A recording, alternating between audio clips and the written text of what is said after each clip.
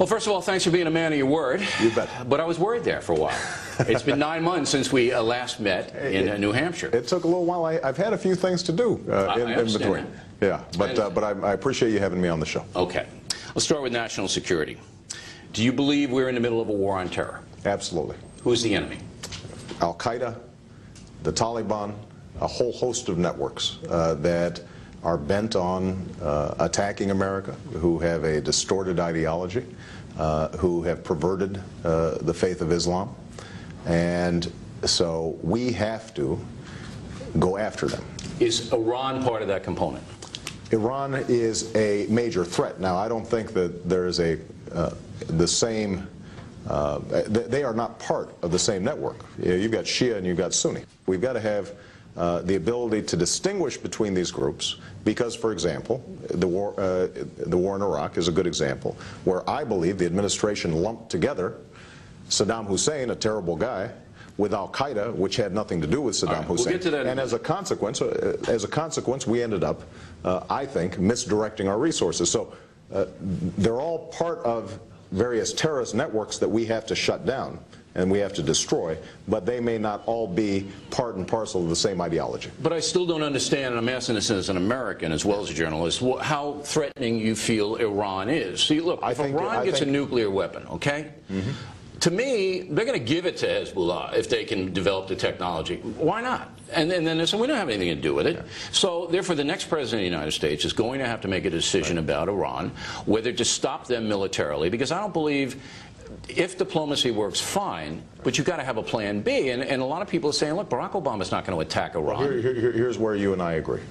It is unacceptable for Iran to possess a nuclear weapon. It would be a game changer. And I've said that repeatedly. I've also said I would never take a military option off the table. But would you prepare for one? Well, listen. That's the question, though, Senator. Anybody can say option. Would you prepare for it? Look, it is not appropriate for somebody who is one of two people who could be the President of the United States to start tipping their hand in terms of what their plans might be with respect to Iran. It's sufficient to say I would not take the military option off the table and that I will never hesitate to use our military force in order to protect the homeland and United States interests.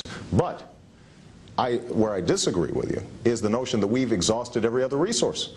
Because the fact of the matter is that for 6-7 years during this administration, we weren't working as closely as we needed to with the Europeans to create diplomacy might work. You might be able to strangle them economically. Sanctions, maybe. But that's all hypothetical. But everything is hypothetical. But the question is, are we trying to do what we need to do to ratchet up the pressure on them, to change their we'll assume that you're going to ratchet everything you can ratchet. Right. But I'm going to assume that Iran's going to say, blank you, we're going to do what we want. And I want a president, whether it's you or McCain, who says, you ain't doing that.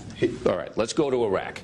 I think history will show it's the wrong battlefield, okay? And I think that you were perspicacious in your original assessment of the battlefield. I appreciate that. I think you were desperately wrong on the surge. And I think you should admit it to the nation that now we have defeated the terrorists in Iraq, and the Al-Qaeda came there after we invaded, as you know. Right. Okay? Absolutely. We've defeated them. Right. If we didn't, they would have used it as a staging ground. We've also inhibited Iran from controlling the southern part of Iraq by the surge, which you did not support. So why won't you say, I was right in the beginning, I was wrong about that? You know, if you listen to what I've said, and I'll repeat it right here on this show, I think that there's no doubt that the violence is down.